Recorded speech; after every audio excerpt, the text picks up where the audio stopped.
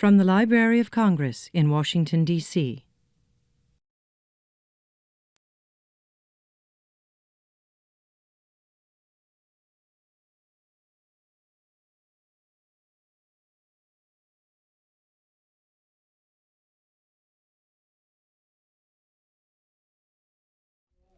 Well, good afternoon, everyone. Welcome to the Library of Congress. I'm John Cole. I'm the director of the Center for the Book in the Library of Congress, which is the arm that promotes books and reading around the country through affiliated state centers for the book. And we also do programming here at the Library of Congress. We are deeply involved in the National Book Festival, and I hope some of you have visited the National Book Festival in the past. This year, we are still in the Washington Convention Center, but we've managed to snag a late Saturday in September. This year, it's going to be not on Labor Day Saturday, but September 24th. However, I have to say, the crowds on Labor Day Saturdays turned out to be pretty good in the Convention Center.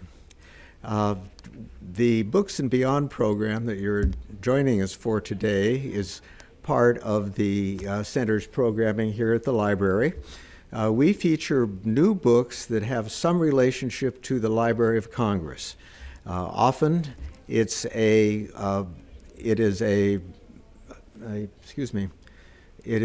use of the collections. Often it is a project that has been developed by the Library of Congress, and sometimes it's kind of a special occasion to talk to people that otherwise would not have come to the library to see them and have meetings. So it's really worked out to be a wonderful program. All of these programs are filmed, and on the website later, you'll be able to see the talk from today.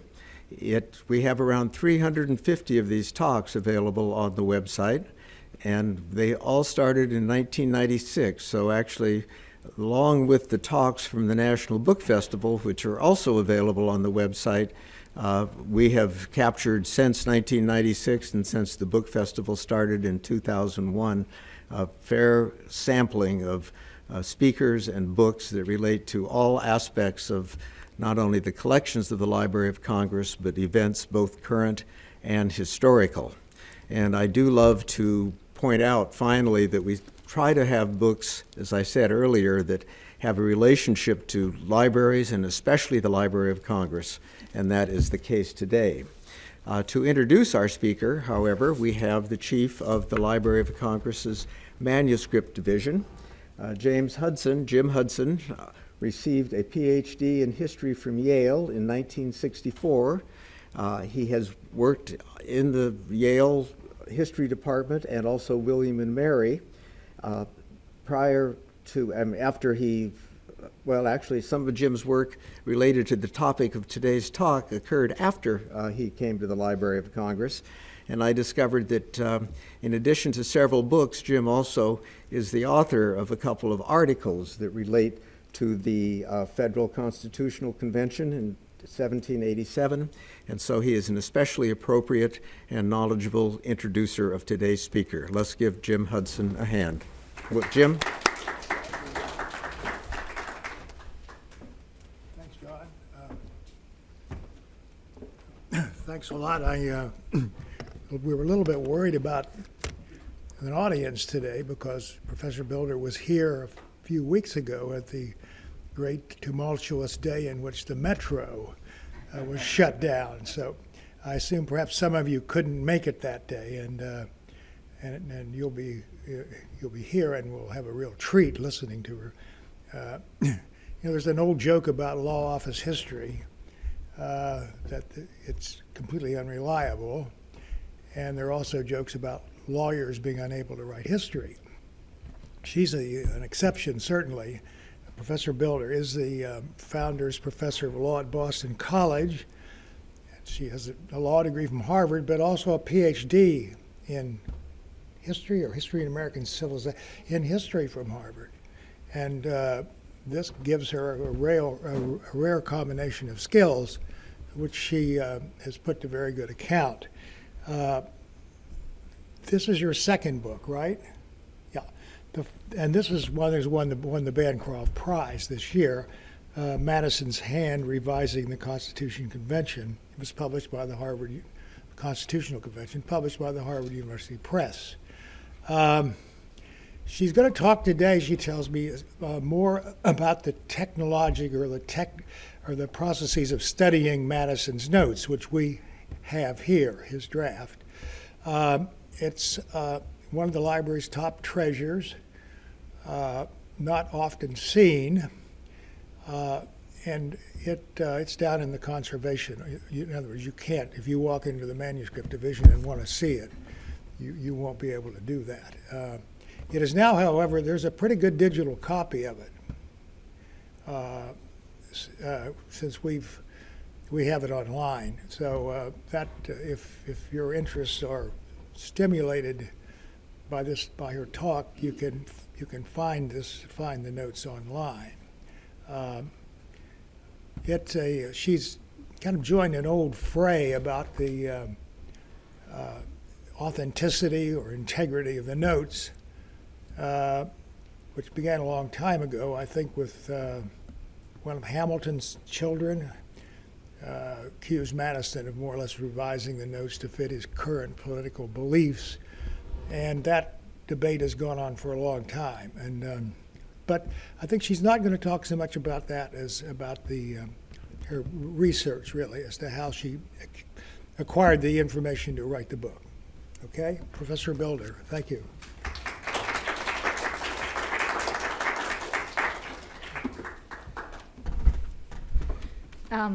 Thank you very much to John Cole and Ann Boney from the Center for the History of the Book for inviting me, and to Jim Hudson for that wonderful introduction. Jim's work was very helpful in this project, and so it's particularly nice to have him introduce me. Can everyone hear me? I never know if I have such a loud voice naturally that I'm not sure always when I speak. My book, Madison's Hand, Revising the Constitutional Convention, is a biography of Madison's notes on the Constitutional Convention of 1787. And it's a story about how Madison originally wrote and then revised his notes as he changed his understanding of the convention, the Constitution, and his own role. It's a book that argues that Madison wrote only part of his iconic notes in the summer of 1787. I argue he finished them 2 years later when Thomas Jefferson returned from France, and he then continued to revise them throughout his life. It's a book that argues that Madison even replaced some key speeches to better accord with Jefferson's new Republican politics. It's not the book I set out to write. And so today, I will tell the story behind the book and the mysteries, investigations, and questions. I began the book in 2008, and I have fortunately repressed how difficult I found it to write. I recently reread some emails I wrote to people who serve as coaches and critics. Am I going to be seen as a nut? I can't figure out how to arrange the material. I bump into puzzles at every turn. A snappy subtitle escapes me. I have no idea who will possibly read this. And my editor is forcing me to spend the weekend shaving 7,000 words out of the evidence section, and she is completely right. But one thing I have always remembered is the extraordinary assistance given to me by the outstanding staff of the library. And one page of the acknowledgements includes the names of curators, librarians, and archivists, both here and elsewhere in the United States, who made this book possible. And so I want to thank Julie Miller, Elmaria Nugent, Mary Howdy, Barbara Baer, Fenella Frank, and Bonnie Coles, as well as the staff of the reading room. And I hope that the professionals in the audience realize that their assistance is indispensable to projects such as this one. But I confess that I had not planned to meet so many wonderful people. In 2008, with two then very young daughters, and these are my daughters at the Bancroft Ceremony on the completion of the book 8 years after I started, so they were quite little at the beginning. I decided to write a book that would require no research trips at all. That was the plan. I had written on Madison as a law student, and I noticed that no one had written an interpretive account of his famous notes of the Constitutional Convention. His notes are the only set of notes that cover every day of the convention, beginning on May 14th and ending on September 17th, 1787. Every history relied on the notes to tell the story of the convention, but no book interpreted his notes as if it were a literary text. So to do this, I needed to first figure out what the notes had looked like when Madison wrote them in a summer of 1787. And answering that question took me 7 years. And an abandonment of the original no research part of the plan, and a growing appreciation for the notes manuscript as an artifact. So the book is a study of the notes manuscript as a text and also as a historical object, an artifact. And the goal became to meld the story of the notes as a text with that of the notes as an artifact. American historians have viewed the notes, like many writings of the framing generation, as a text, a piece of writing to be interpreted, and it is. But the notes manuscript's also an artifact, that is a physical object with a particular history of composition. Now, an artifact's something different than a relic. The papers of the framers were actually originally collected as relics. Letters were taken out of the historical context and they were placed in collections. For example, the signers of the Constitution. And this practice resulted in many papers of the framing generation being saved, but often destroying their provenance. Now, the marble Madison statue in this building's foyer looks like it symbolizes the relic approach. That's what we tend to think of when we see marble statues. But it interestingly actually emphasizes the artifact approach. Sculptor Walter Hancock depicted Madison as he looked in the early 1780s, just before the convention. And Madison holds a volume of the Encyclopédie Méthodique. It appeared on Madison's list for the Congressional Library. I think it was volume number 1. But the book itself is an artifact with a story. Jefferson had sent the book from France to Madison. And as I discuss in my book, Madison used it to study the problems of ancient confederacies. So the statute tells us that books are to be used, and Madison actually has his finger holding a place in the book. Books and papers tell stories as artifacts. And my book was only possible because archivist after archivist made the crucial decision that Madison's papers were artifacts, not relics, and that they could be investigated. Now, the notes are particularly intriguing as a text and artifact. They've always been known to be revised. Madison made a comment to that effect on the last page of the manuscript. In 1840, Henry Gilpin, the editor of the print edition, noted that they'd been revised by Mrs. Madison. And the notes even contained signals that they were used by others. Madison wrote in one section that this section had not been copied by Mr. Epps for Thomas Jefferson. And so the notes have always been a text that hint of their importance as an artifact. And you can see I use PowerPoint the way people use picture books, so you just have to kind of look at the images while I'm talking because they kind of show everything. The book implicitly considers the classic historical question, how do we figure out how people in the past saw their world? And the difficulty of seeing the world from the view of the framing generation appears in cartoons about the founders. The cartoons hint at the unreliability of the paper left by the framing generation. My book focuses on how impossible it is to escape the distance between events and contemporary recording of events, and how important it is for the historian to recognize and consider that distance. In particular, the framers had the opportunity, or their widows and descendants had the opportunity, to curate and revise their papers years later. Now, this is a particular problem with Madison. He left the only seemingly set of notes of the convention. He also outlived every other member. This was actually not surprising. His mom died at age 97 in 1829, shortly before his own death in 1836. And as the other framers died, Madison kept track of their deaths, and with the rest gone, he got the final word, what historian Drew McCoy nicely termed last of the fathers. So in 2008, I tried to find an edition that showed Madison's notes as they existed in the summer of 1787. I actually thought this would be relatively easy. But modern editions, and those are all images of modern editions, regardless of what they said, turned out largely to be the version that had been published by the government in 1840. This edition, prepared by Gilpin, was based on the transcript prepared by James Madison and left at his death. And various editions included, at best, selected revisions. And you can see the transcript up there and then the Gilpin edition. Fortunately, the Department of State, where the manuscript was housed in the 19th century, had printed an extraordinary version of the notes, largely forgotten for the last century.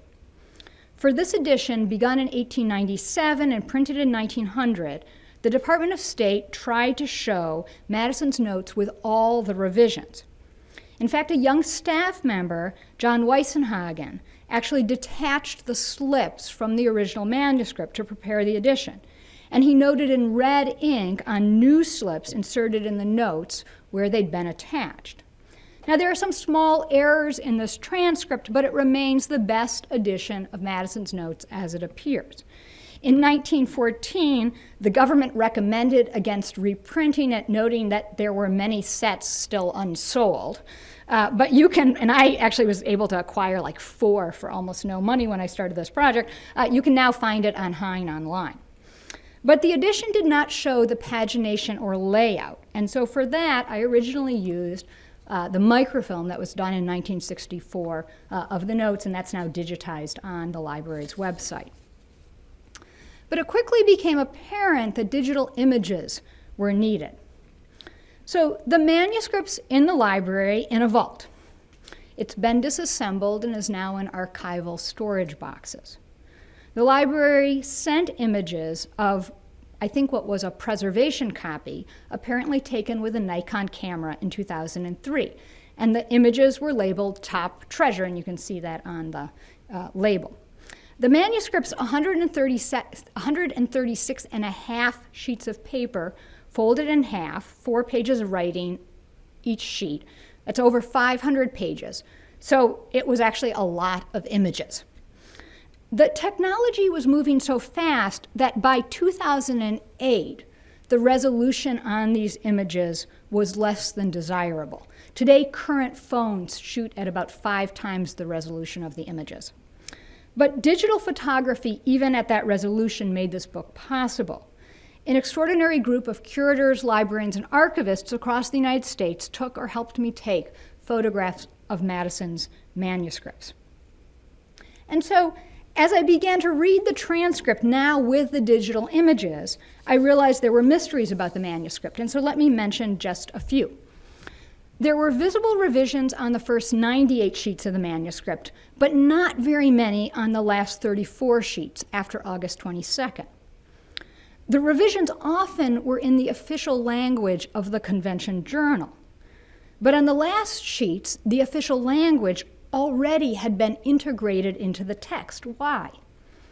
Slips only appeared attached in the first 2/3 of the manuscript. And similarly, for the first 2/3, Madison had written Mr. M and then later inserted Addison. But in the last third, he originally wrote his name out, Madison. There were blank pages in strange places, like August 22nd. One page, September 8th, ended abruptly partway down the page, and material had been missing when Jefferson had the manuscript copied. There were also mysteries noted by earlier scholars. People had noticed odd things over the years, but they weren't sure what the reason was. For example, when Jefferson had a copy made in the 1790s, 3.5 weeks in June and July were omitted. And Madison even went so far as to note in the margin that they had never been copied. And the early editor, Max Ferrand, realized Madison made over 50 insertions from a set of notes by Robert Yates, published in 1821.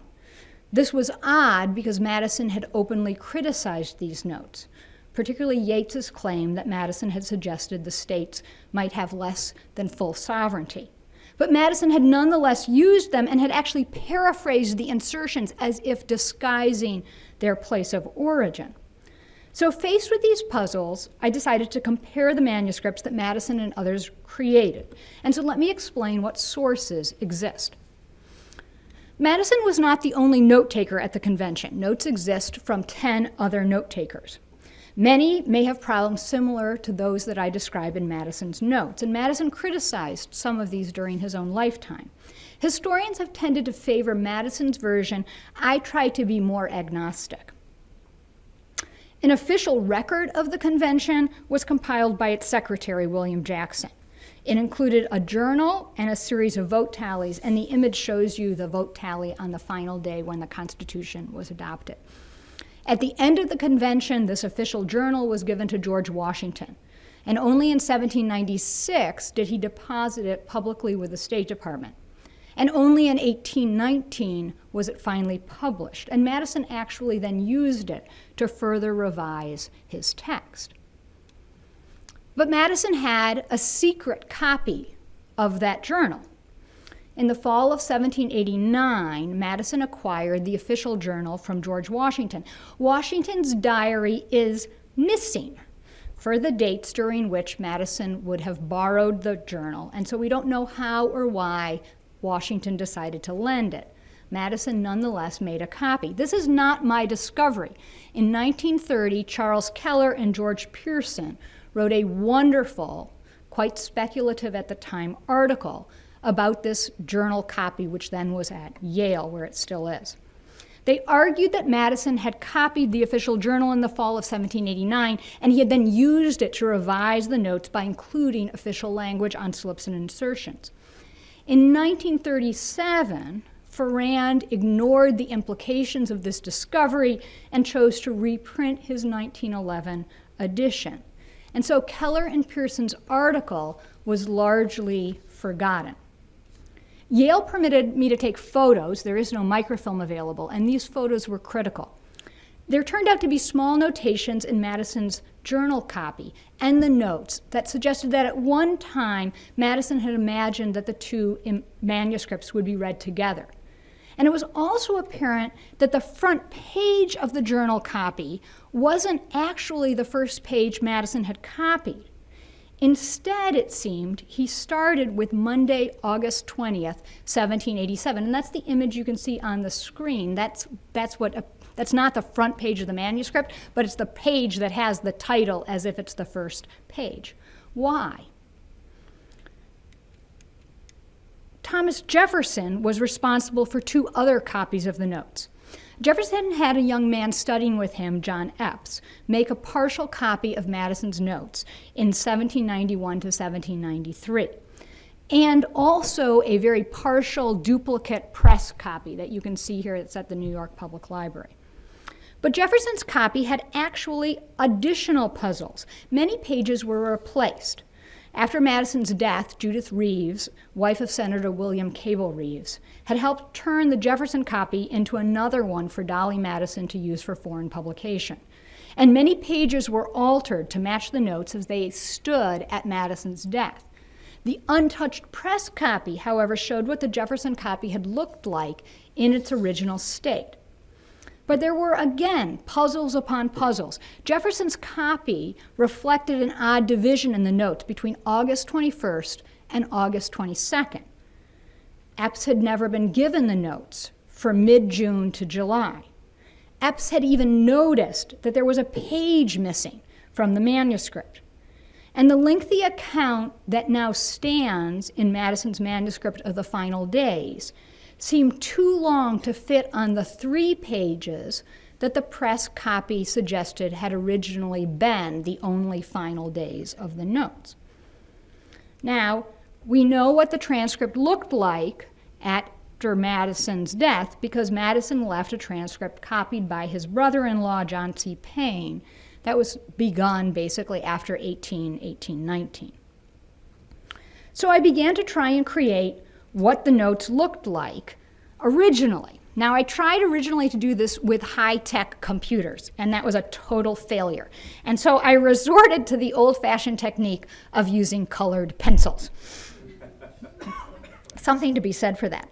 I marked the material copied literally from Madison's journal copy, that's his secret journal.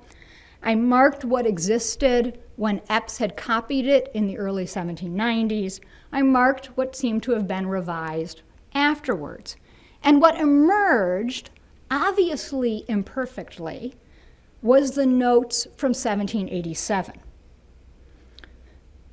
2 Madison comments intrigued me. First, in late August 1789, Madison had written to Edmund Randolph to make up his opening speech for Madison, because Madison explained, "My notes do not do justice to the substance."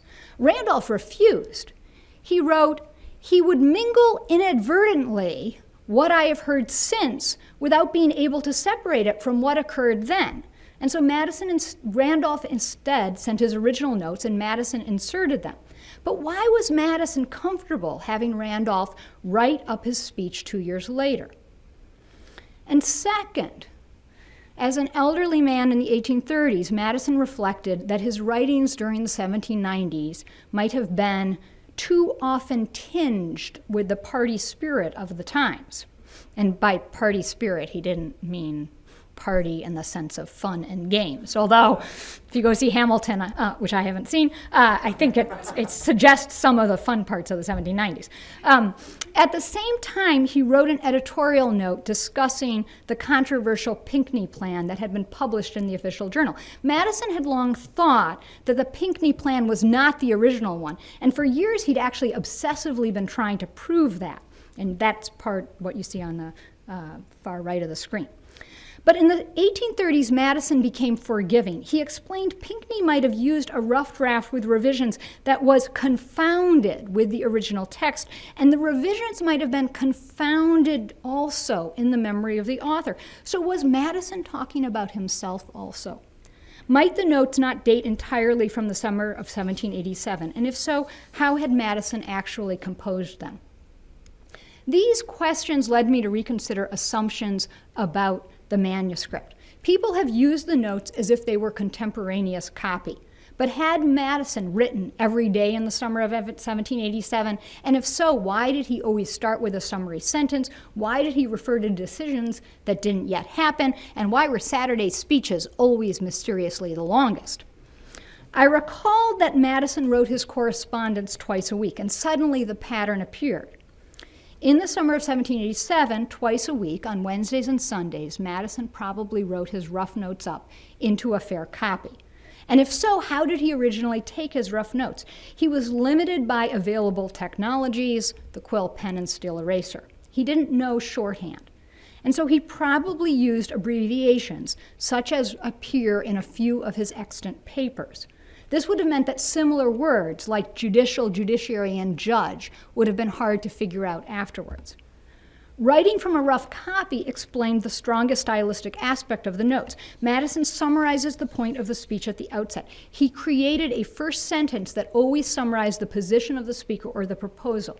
And so consistent is the style that you can read the notes by reading the first sentence of every speech. It explained why the longest notes appeared on Saturday, not because they were the most important, but because a Sunday without any meetings gave Madison time to decipher his rough notes. And so when he wrote about events on Monday and Thursday, he knew what the convention had gone to decide. These days were always written with hindsight. So there was always distance, even in the original notes, between what Madison wrote and the convention. From the very first day, he was revising his understanding. For myself, it is this contemporaneous revising that summer that is as important as any of the other revisions. Now, a second assumption needed to be revisited. Although referred to as notes, they'd been relied on as if they had been taken by a court reporter or a stenographer for the congressional record. But drawing on work on British parliamentary diaries, I realized they belonged to the genre of legislative diaries. Legislative proceedings were closed, and what the public had a right to was the final product, the legislation and the journal of motions. And indeed, the House of Representatives opens its doors in 1789, but the Senate remains closed until 1795. So without published accounts of debates, legislators relied on private diaries. Madison's earlier legislative diaries are in the Library of Congress. They're political diaries, and he's interestingly also revised those. And someone could do a great article on those. There's almost nothing written on them. And also on the Maclay diary, which over time has begun to be seen as surprisingly objective. The notes reflected Madison's political ideas, his strategies, the positions of allies and opponents. The original convention notes therefore showed what he cared about, and they omitted what he did not find interesting. And so they were about who he found interesting. In this sense, the notes were a biography of his view of the convention. They recorded Madison's convention, not the convention. As I reconstructed the original notes, I found a different Madison, a man who desperately wanted proportional representation in both houses and wanted to limit the role and power of the states, a man who was frustrated by the small states' concern about Virginia's political power, a man who left Philadelphia disappointed at the convention's failure to completely control the states. And I found a man who initiated the dynamic that led to the Three-Fifths Compromise. Madison repeatedly hinted at a sectional divide between northern and southern states over slavery, and he even proposed a bicameral Congress based on the division. Enslaved African Americans, of course, would not vote. And so Madison's plan would have given voting power to states that legalized slavery. Virginia, by this calculation, benefited the most as it held nearly 300,000 people enslaved, nearly half the enslaved population in the United States. And although after leaving the convention, Madison would come to blame South Carolina and Georgia for what seemed as an inevitable compromise over slavery, Madison was equally at fault. His willingness to embrace slavery reflected his personal compromise over slavery. He believed it to be against the principles of the Revolution, but he could not imagine a multiracial American nation. He freed no one at his death. And indeed, his will left the profits from the sale of the notes to the American Colonization Society, a group dedicated to sending freed African Americans to Africa. I found a man who was emotional and aggravated because of his losses, but after August 6th began to acquire a new role. And the book argues that by copying the August 6th draft into the notes, Madison grasped the structure. So then, a need to reconsider a final assumption became apparent. Who was the audience? Was it us? Was it posterity? Before the convention, Madison had shared his legislative diary in Congress with Jefferson. And on July 18, 1787, Madison wrote Jefferson in Paris, "As soon as I am at liberty, I will endeavor to make amends for my silence. I have taken lengthy notes and mean to go on with the drudgery if no indisposition obliges me to discontinue it." I argue the notes were taken largely as a political diary for Madison and Jefferson, and that they're part of the histories told of Madison and Jefferson as collaborators. With this, the boundary of the original notes began to shift. Madison's integration of large sections of text from the journal copy in the latter section of the notes raised the possibility that Madison had written this section after 1789. Could the manuscript offer additional evidence? Watermarks have long been a story of the convention. Watermarks were used to prove that the Charles Pinckney plan was not written in the summer of 1787. And watermarks were used to disprove a contention by Professor William Krosky of the University of Chicago that Madison wrote sections in the 1820s. Now, it's important to realize that watermarks are only corroborating evidence. Nothing in the book exclusively relies on them, because their presence has an almost infinite number of alternative explanations. But here they reinforced the textual evidence. Older technology made it difficult to obtain enough images to study differences, and so the library generously took photographs of watermarks. I classified them, and then the library put the notes on a light table for us to check. Madison was interestingly consistent. Between May 1787 and August 21st, the paper is almost entirely paper with marks associated with James Whiteman. And this paper matches precisely the letters Madison wrote the summer.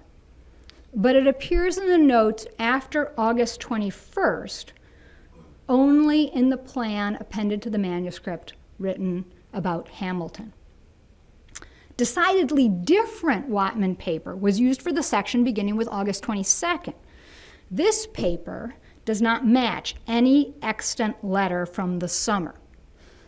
Other evidence corroborates the division. The holes used to sew the August 22nd section differ. The division matches the division that was there in the Jefferson copy.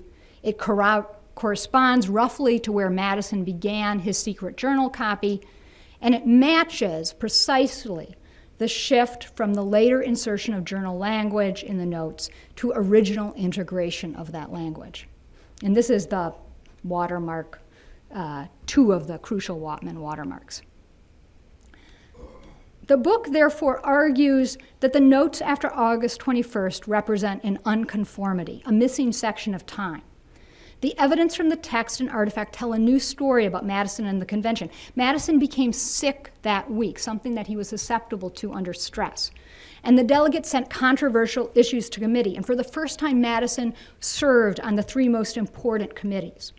He was too involved in drafting to bother writing up his rough notes. And it may have been impossible for him to disentangle decisions in committees from those on the convention floors.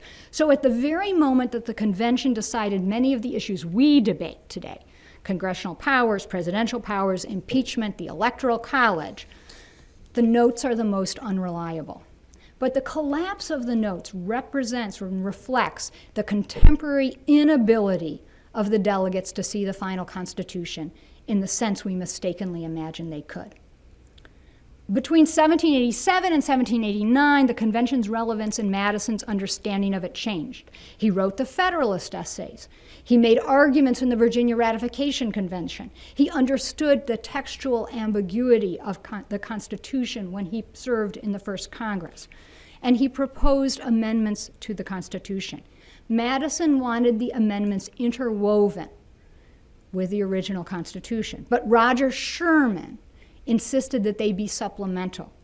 Sherman spoke of a sacred Constitution to which the amendments should be added, and Congress agreed. And so only with that decision in 1789 did it become clear that the text of the Constitution and the work of the convention would remain forever intact. And so now, suddenly, Madison's notes had a new, potentially significant relevance. With Jefferson about to return, Madison completes his incomplete notes. He makes the copy of the official journal. He uses it to make sense of whatever rough notes he still had. Far more than the original sections of the notes, the post-August 21st notes focus on textual changes to the Constitution and the reasons. Now, there were undoubtedly other changes that are impossible to know with precision. How had Madison's perspective changed over 2 years?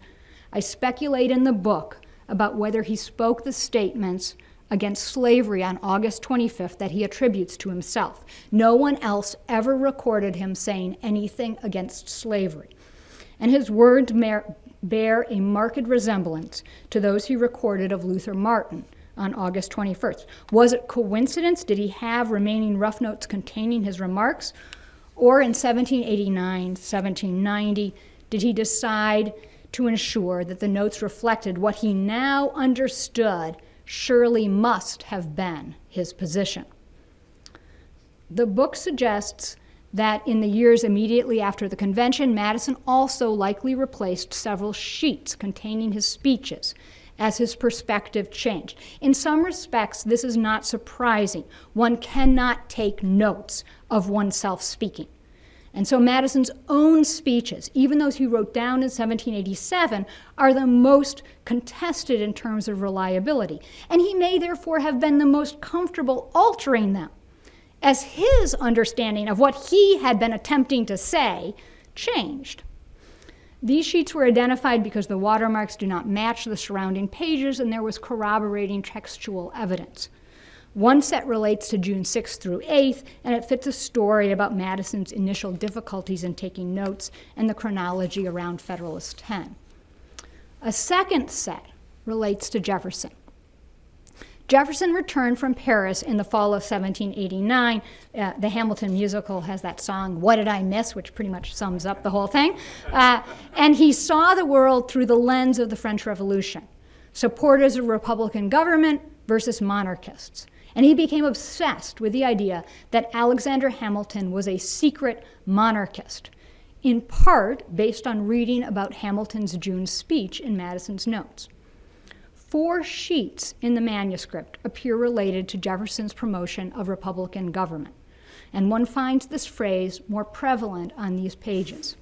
A related replaced sheet relates to a vote by the Virginia delegation in favor of an executive with life tenure, the president on life tenure, a position that after the convention looked suspiciously like a monarch and had become aligned with Hamilton.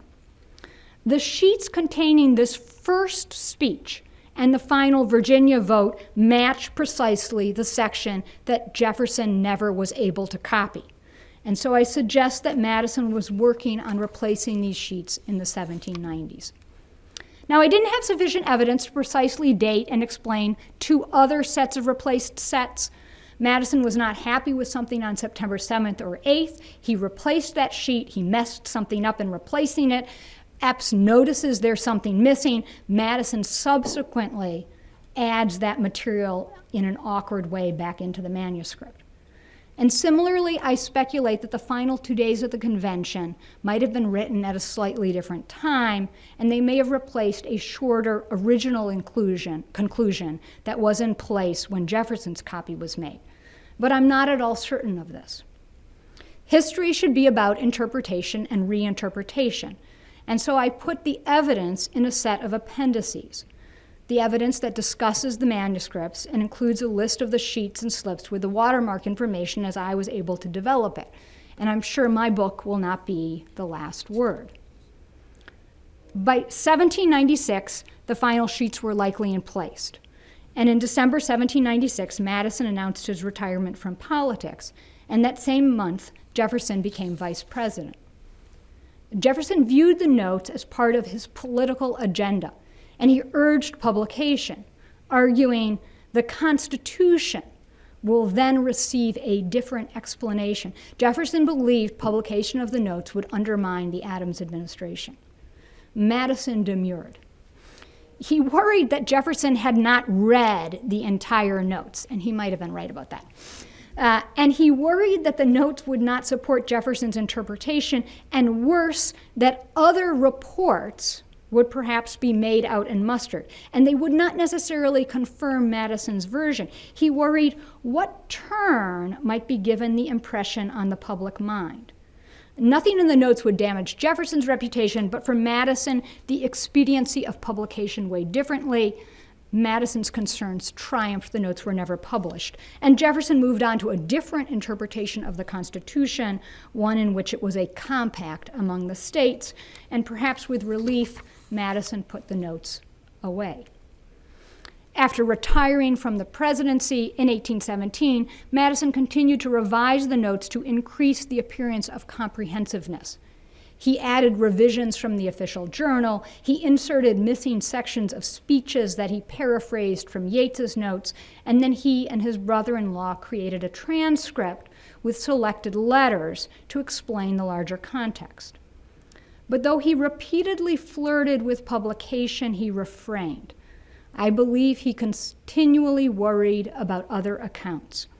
Not until 1827, 1828, did the other 3 significant note-takers, Rufus King of Massachusetts, John Lansing of New York, and the Secretary William Jackson, die. Only in 1829 was Madison the only living member left, and by that point he settled on posthumous publication. Madison's will left the notes to Dolly Madison, and Congress finally agreed to buy the papers for $30,000. In 1840, Madison's notes were published in a 3-volume collection of his papers. Now, in the introduction, a single description of Madison's writing of the notes reassured readers of the contemporaneous accuracy, and this description's been repeated by countless historians. But intriguingly, Madison never wrote in his own hand that the notes in their entirety had been written that summer. I tracked down the original version of that introduction, and the sentence breaks, and the final assertion is in Dolly's handwriting, and you can see that there with Dolly's, the introduction sentence with the italics being Dolly's handwriting. Madison may have consented to the addition, for his handwriting appears as an insertion on the sheet, but he never actually wrote it himself. He had never settled on a precise explanation of the note's relationship to the convention. Madison understood his revisions as repeated efforts to create a record, his record, of what he saw significant in the convention. Yet each revision, small and large, increased the distance from the summer of 1787. Over the years and decades, words, concepts, compromises shifted and took on new political meanings, and motivations were disputed and context was lost. The convention could not see the Constitution until the final days, and from the moment the Constitution became visible, it was contested. I believe that the revisions do not detract, but rather enhance the manuscript's significance. The story of Madison's composition of the notes emphasizes his inability and that of his fellow delegates to perceive the extraordinary document that the Constitution would become. And so tracing Madison's composition of the notes guides us back to a moment when the substance and fate of the Constitution remained uncertain. Madison's narrative in the notes was always that of James Madison, a member. Beginning in 1787 and continuing for a half century, he struggled to understand what had happened that summer, a struggle that continues into our own day. It's been a great privilege to speak here today. Thank you very much. And this is my final revised slide. It took me a long time to figure out how to revise the cartoon. We have time for questions. About 10 minutes. Sir. I stumbled onto the notes when I was a sophomore in Georgetown, longer ago than I want to remember, and fell in love with them. I really look forward to reading the book. I don't want to take us down a rabbit hole away from the fascinating methodological thing. The question of the ambiguity of his position on slavery is a big one. I recall years ago when they first reopened Montpelier, then the ground floor, the dirt floor, is the only place I've seen them deal with the house slaves.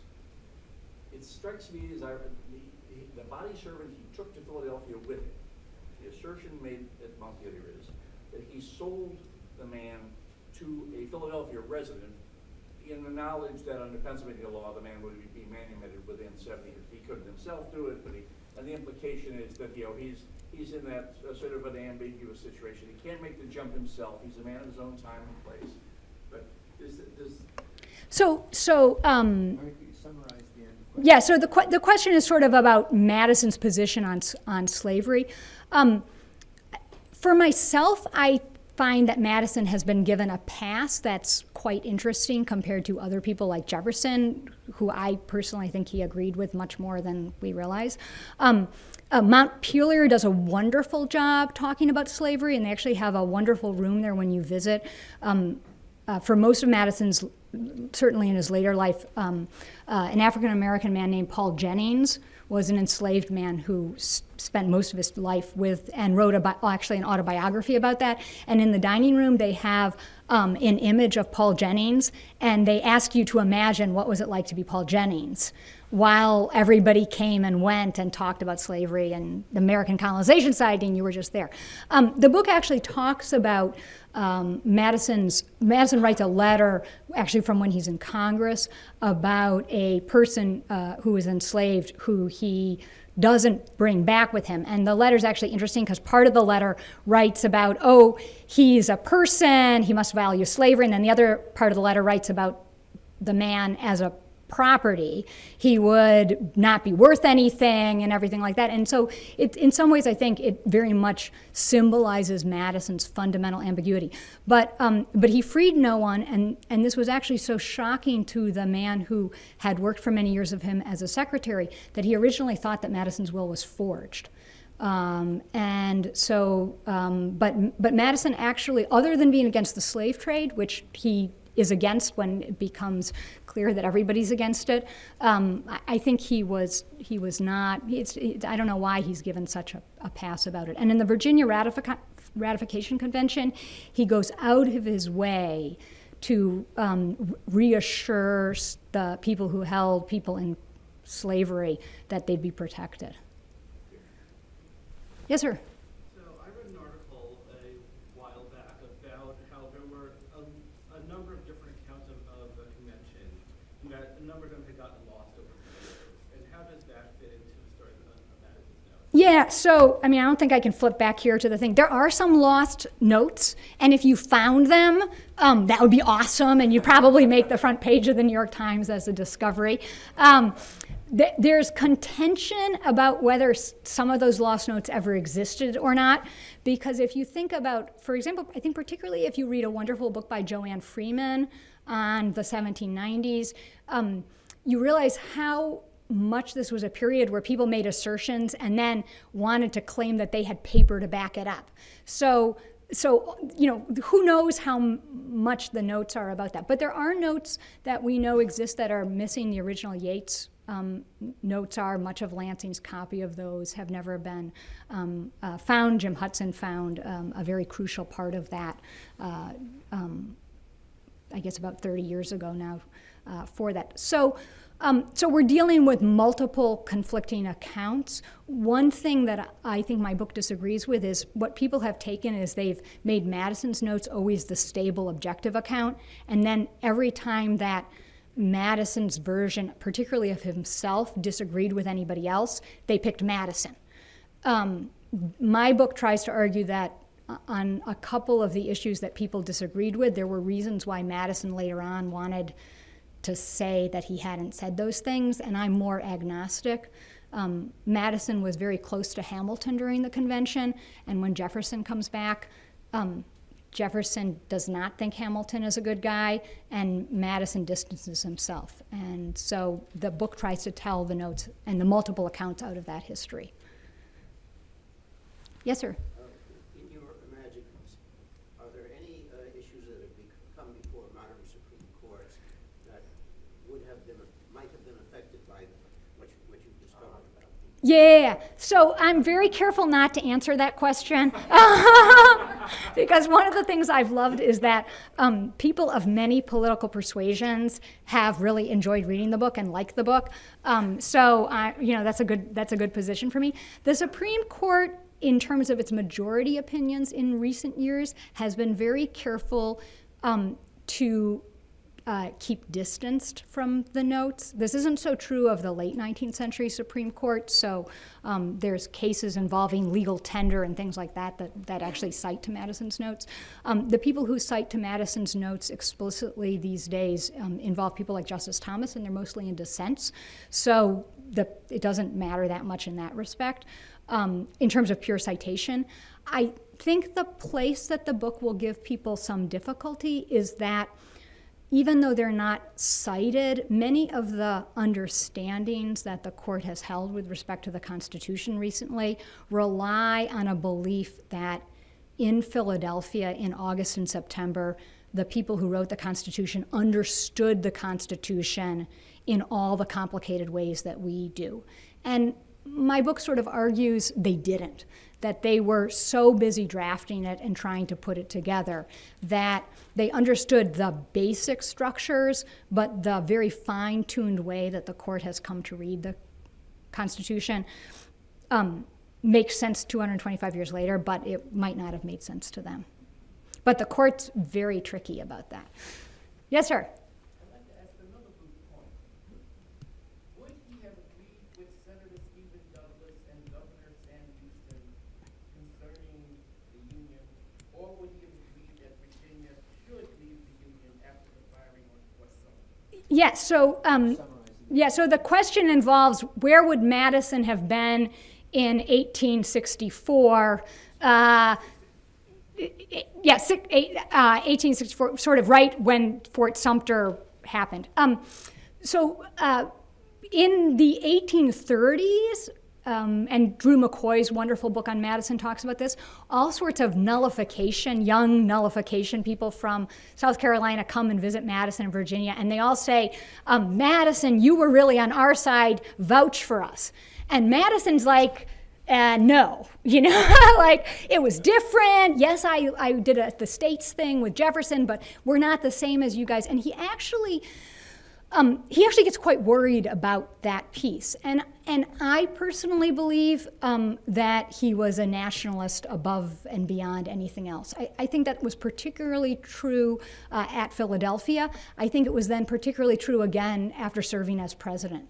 And if you ever read, Gary Wills has a wonderful little book on Madison as president, and one of the things that I think Wills does very well is talk about how we don't give Madison enough credit for successfully navigating through the War of 1812. And I think in that sense, he's a nationalist. In that sense, right, Jefferson, we know, makes the same, it's one thing before you're president, and then it's another thing after you're president. So I think he would not have been. Now, how he would have done that, would he have been a constitutional unionist? Who knows? But personally, I would have put him on the Union side. He would have had to move to West Virginia, though, in order to, maybe wouldn't have left Montpelier. Any other questions? Well, thank you. Oh, yes, ma'am.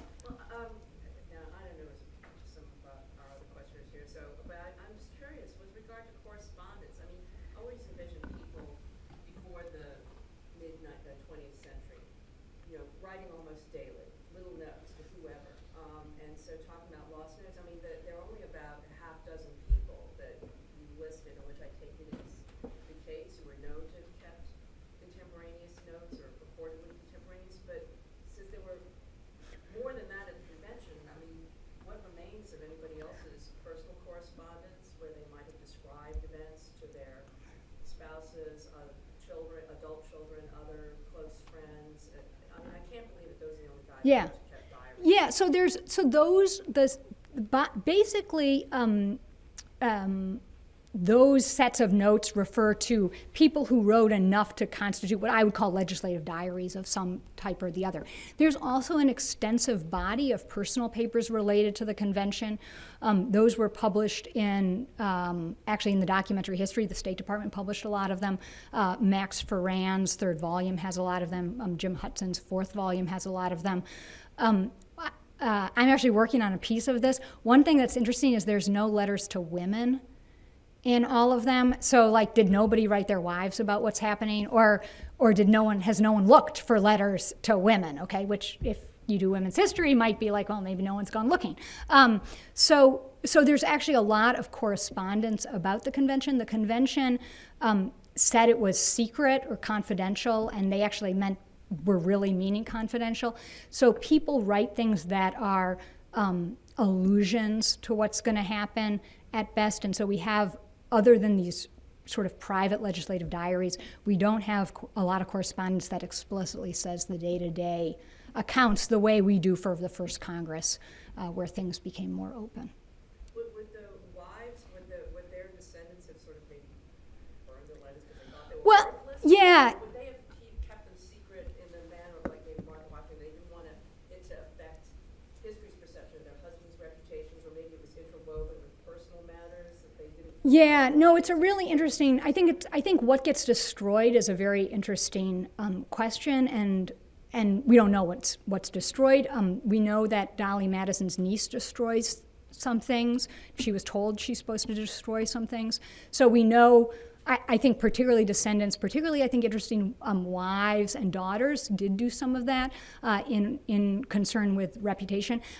People, some of Madison's notes, there's several letters that Madison writes that summer that we know about because recipients say, thanks for your letter, and those letters are missing, and it may be that those were letters particularly to one of the Virginia delegates who left. Madison's letter's missing, and it may be that Madison was like, I better not look like I was writing people what happened that summer. So it may be that people destroyed some letters that suggested that you hadn't taken the confidentiality as seriously. Some delegates brought their wives with them, so they didn't have that problem. Thank you very much. This has been a presentation of the Library of Congress. Visit us at loc.gov.